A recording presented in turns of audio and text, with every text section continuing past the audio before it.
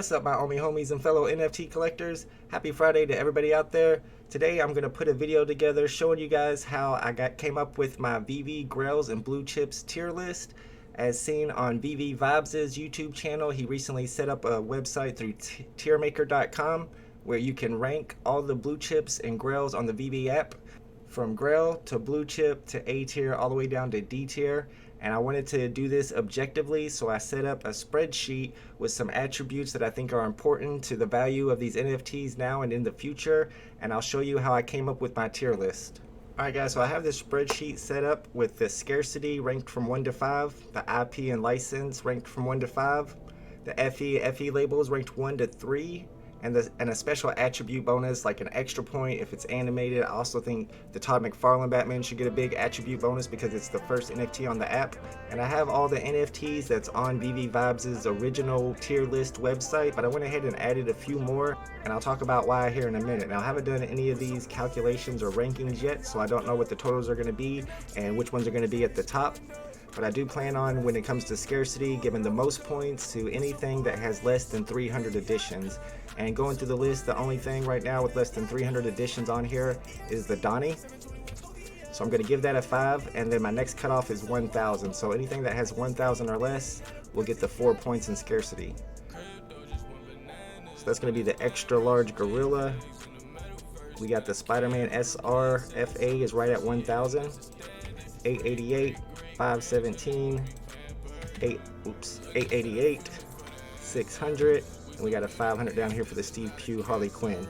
Alright, the next cutoff is going to be 3K, so anything under 3K, I'm going to give them 3 points. It's going to be 3 points, and we'll do the next cutoff at 10K. So the stuff that has more than 10,000 editions will only get 1 point. So let's give 3 points here, 3 points here. We're looking for anything under 3,000 for this tier.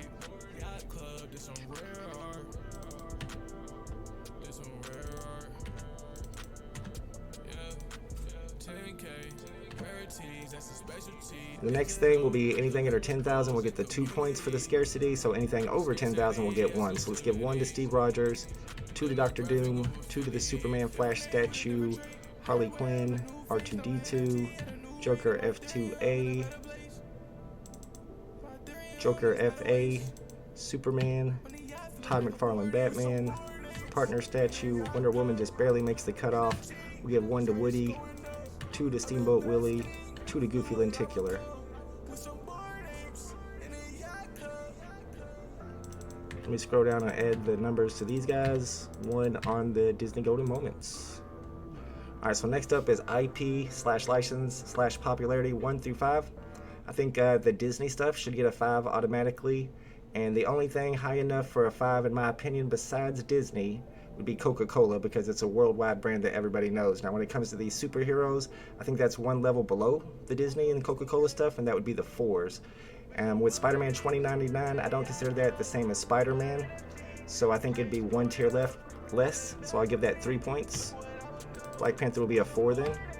Steve Rogers a 4. Like I said, Coca-Cola a 5. Dr. Doom I don't think is as popular as the Spider-Man or Batman, so we'll go down 1 and give him a 3. Superman vs. Battle statue, we're going to give that a 4 because it's got Superman and it's got the first appearance of Flash. Harley Quinn I think is 1 level below Joker, so I'm going to give her the 3 and Joker the 4. R2-D2 is another one that should get the 5 because it's Star Wars. 4 on Joker. The Gorillas, we'll save those for last. The Pride, we'll save that for last. Rizzo's a Batman, we'll give that a 4. Superman gets 4. Batman, Spider-Man, partner statues, Mickey Mouse, we'll give that a 5. Wonder Woman I think will be in the 4 tier. For Woody, that is a Disney NFT, but it's really Pixar and it's not quite as popular as Mickey Mouse. I'm going to give that the 4. Thor will go with 4. Steamboat Willie's Mickey Mouse, we'll give him 5. Deadpool Secret Rare is a popular character, we'll go with 4. Goofy Lenticular gets a 5. Becky Cloonan is a Batman, we'll give that a 4. Steve Pugh is a Harley Quinn, that's a 3. Madureira is a Batman, that's a 4. Merch gets a 3. Babs Tar Harley Quinn gets a 3. Now Homer and Bart, I don't quite consider that Disney. We'll say that's 1 tier less because it's The Simpsons. And then Elsa is Disney, so we'll give her the 5. And then Nightwing is probably a character less than Batman, so we'll go 1 tier less and give it a 3. Alright, then we got a few NFTs left that are going to be divided between the 2s and the 1s on the IP license. For example, Givenchy is a luxury brand, and I feel like it's much well known compared to X Large. So the Givenchy would get the 2, the X Large would get the 1. I got Dragon Girl at the 1, Aston Martin at the 2. It also has the 007 IP with it. And for Donnie and Bubbles, I think that's higher than a 1 because they're pretty well-known cartoons. I'm going to give those the 2. And then Cat Bronson, usually with the art stuff, it'd probably get a 1, but since he is the most popular artist on the app, he has the most Instagram followers and the most Twitter followers, and he was part of the halftime show for the last Super Bowl, I'm going to go ahead and give that one the 2. Alright, for my next category, I have FA and FE. Now, VeVe tells us in one of their Medium articles that FA equals FE, but I personally rank first appearance over first edition, so I'm going to give the first appearances 2 points and the first editions 1 point. So let's go down and do that. 2 points for all the FAs and 1 point for all the FEs. Alright, so the next category is called the Special Attribute Bonus, and this is something I added on there because I think that animated NFTs really have extra value, especially when you're talking about new users coming to the app that have money to spend, or maybe they get a bunch of gems. They're going to be looking for stuff that's animated because that's almost like a new utility where you can interact with it in your showroom. So I'm going to give 2 points to anything that's animated on this list. And then I also want to give an extra 3 points to really special attributes like Todd McFarlane being the first NFT on the app, Spider-Man being the first Marvel drop on the app. So let's go through and do that real quick.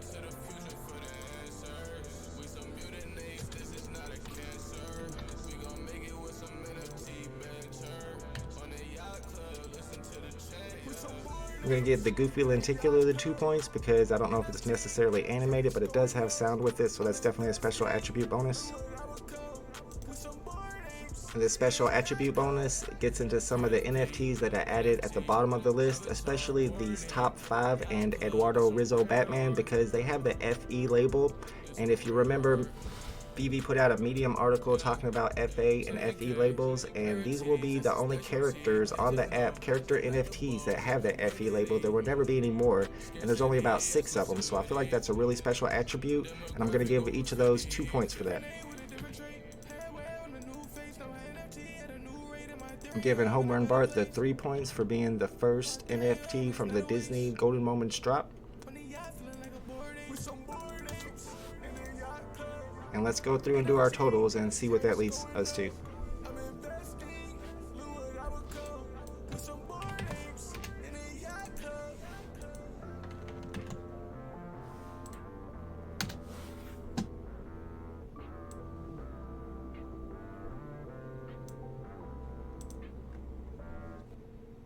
Alright, so we got our points calculated. Now let's do a sort and find out what's at the top.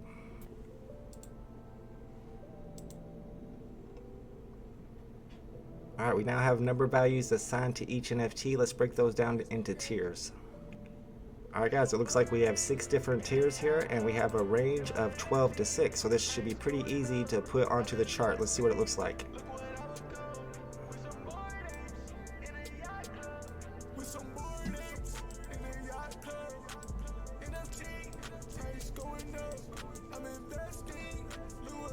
Alright guys, so this is what I came up using that little spreadsheet. As you can see, it's probably not perfect. You got the partner statue there in the B tier range, but you can see why Spider-Man is the Grail here, because not only is it the first Marvel drop, it's also animated and it's really low edition size. Now I did have Steve Pugh, Harley Quinn, and Homer Bart first appearance. Those were both A tier with Rizzo and Goofy according to my chart. And then you had all those first edition characters, Becky Cloonan, Joe Madureira, Guillaume March, and Babs Tarr. Those were all in my B tier range. And then we had Elsa and Nightwing also on the list, and according to my chart, they were in our C range. Alright, so of course this is just one way to look at it, one way to put your Grail list together. I'm going to link this website in the description below so you can put together a Grail and blue chip tier list.